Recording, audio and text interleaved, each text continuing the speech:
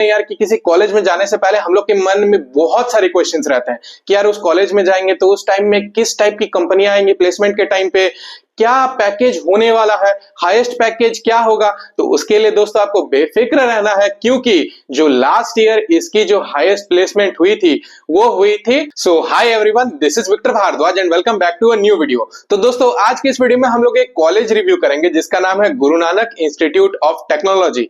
तो दोस्तों आज के इस कॉलेज रिव्यू में हम लोग स्टार्ट करेंगे कि इसकी स्टैब्लिशमेंट कहां हुई, ये किस जगह पे लोकेटेड है, ये किस टाइप के कॉलेजेस में प्लेसमेंट की अपॉर्चुनिटीज को प्रोवाइड करवाता है, और भी साथ ही साथ हम लोग सारी चीजों को आज की इस वीडियो में कवर करेंगे टॉप टू बॉटम, मतलब प्लेसमेंट से लेके फी स्ट्रक्चर तक। तो सारी चीजों के बारे में दोस्तों हम लोग आज की इस वीडियो में कवर अप करेंगे। तो दोस्तों बिना देर के हम लोग आज की इस वीडियो को स्टार्ट करते हैं।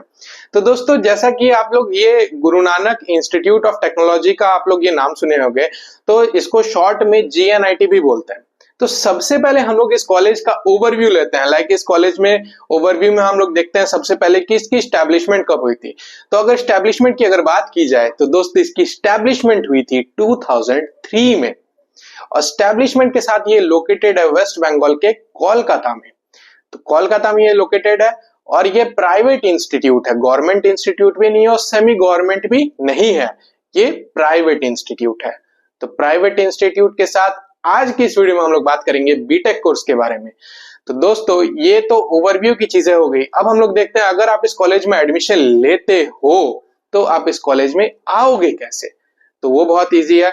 तो दोस्तों अगर आप नेताजी सुभाष चंद्र बोस इंटरनेशनल एयरपोर्ट से आते हो तो वहां से एयरपोर्ट से ये कॉलेज का जो डिस्टेंस है वो सिर्फ और सिर्फ 12 किलोमीटर है। तो 12 किलोमीटर सिर्फ आपको ट्रेवल करना पड़ेगा। आप जैसे एयरपोर्ट से नीचे उतरोगे वहां पे बहुत सारे कैब, बस, ऑटो रिक्शा सारी चीजें वहां पे अवेलेबल होगी।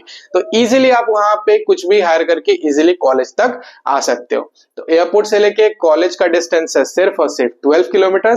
और अगर आप रेलवे से आते हो, और जो कोलकाता का जो फेमस मतलब हम लोग बोल सकते हैं सियालदा रेलवे स्टेशन, तो सियालदा रेलवे स्टेशन पे अगर आप उतरते हो तो सियालदा रेलवे स्टेशन से जो कॉलेज का डिस्टेंस है वो है 15 किलोमीटर।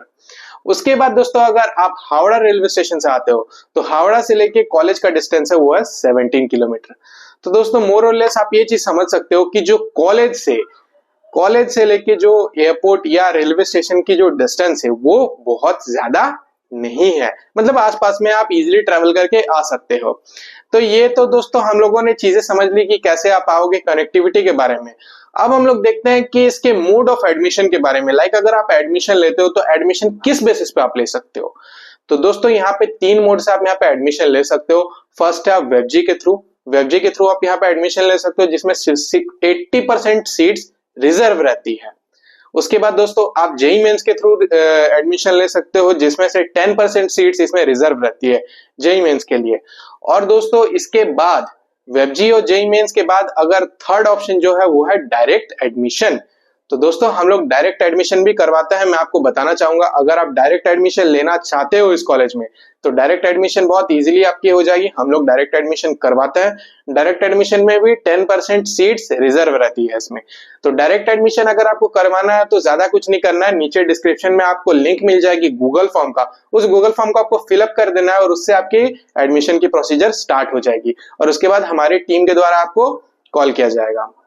और दोस्तों अगर आपको कुछ क्वेरी हो फी स्ट्रक्चर से रिलेटेड, प्लेसमेंट से रिलेटेड, तो नीचे मैं एक नंबर दे दूंगा, उस नंबर को भी कांटेक्ट करके आप अपने क्वेरीज को सॉल्व कर सकते हो।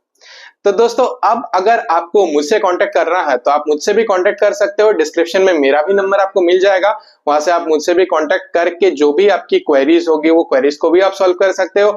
या अगर आपको कुछ अगर डिफरेंट टाइप ऑफ वीडियोस की अगर रिक्वायरमेंट होगी तो उस पर भी हम लोग बात करके इजीली कोई न्यू वीडियो भी लाएंगे चैनल पे।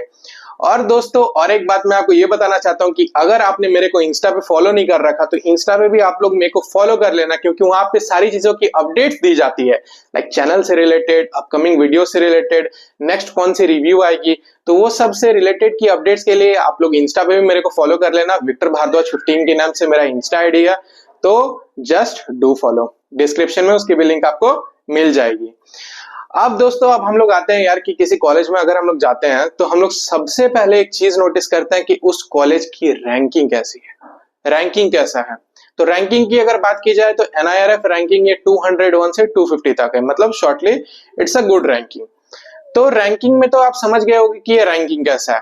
अब देखते हैं हम लोग कि इसकी फीस स्ट्रक्चर कैसी है। अगर फीस स्ट्रक्चर की बात की जाए दोस्तों, तो किसी भी कॉलेज की फीस स्ट्रक्चर सबकी डिफरेंट होती है, ऑल्दो ये एक प्राइवेट कॉलेज है। तो इसकी जो 4 साल की फीस स्ट्रक्चर होगी वो होगी 7 lakhs। 7 lakhs अब डिपेंड करता है इस पे, लाइक CSE ब्रांच के मैं बता रहा हूँ यहाँ पे 7 lakhs लगेंगे आपको 4 साल में। दूसरे ब्रांचेस में कुछ ऊपर नीचे हो सकता है, मतलब मोर और लेस आप मान सकते हो 6 to 7 lakhs आपको 4 साल में आपकी ट्यूशन फीस लगेगी। तो ये तो बात होगी ट्यूशन फीस के बारे में।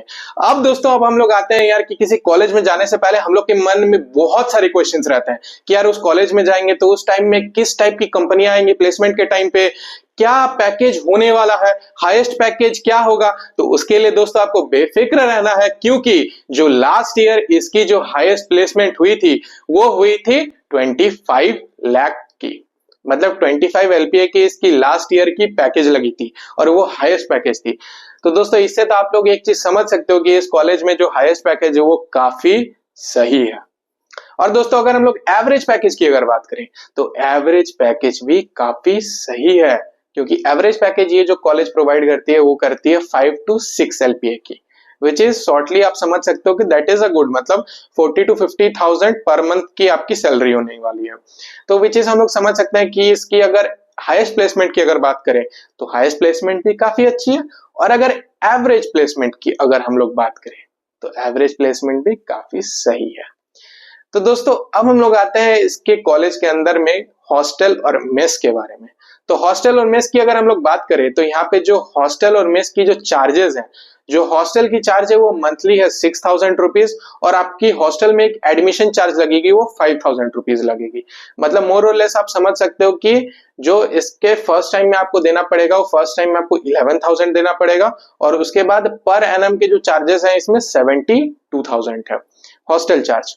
अब देखते हैं दोस्तों कि इसके मेस चार्जेस क्या है।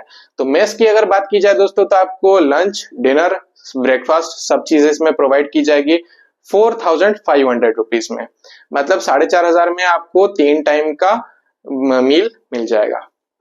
तो ये तो दोस्तों हम लोगों ने ये चीजें डिस्कस की कि कैसे आपको हॉस्टल मिलेगा, किस टाइप के मेस में क्या क्या खाना रहेगा। तो मोरली आप ये सब समझ सकते हो कि यहाँ पे मेस भी डिसेंट है, मतलब ऑल्दो सही है as compare to the other colleges. अब दोस्तों अब हम लोगों के माइंड में एक चीज आती है कि यार किसी कॉलेज में जाएंगे तो किस टाइप की फैकल्टी होगी वहां पे।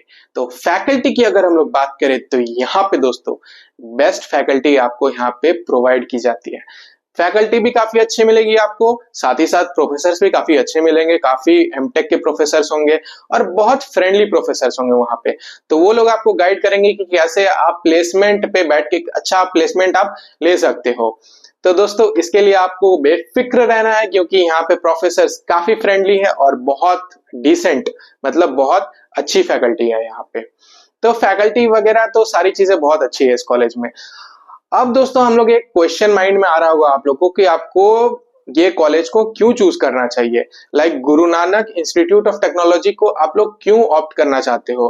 तो इस कॉलेज को ऑप्ट करने के लिए दोस्तों अभी जो चीजें हमने डिस्कस की कि इस कॉलेज को क्यों ऑप्ट करना चाहिए, तो इसमें जो सबसे पहला पॉइंट है वो है प्लेसमेंट। कि प्लेसमेंट की अगर बात करें तो इस कॉलेज में सबसे बेस्ट प्लेसमेंट है, जैसा कि अभी हम लोगों ने देखा।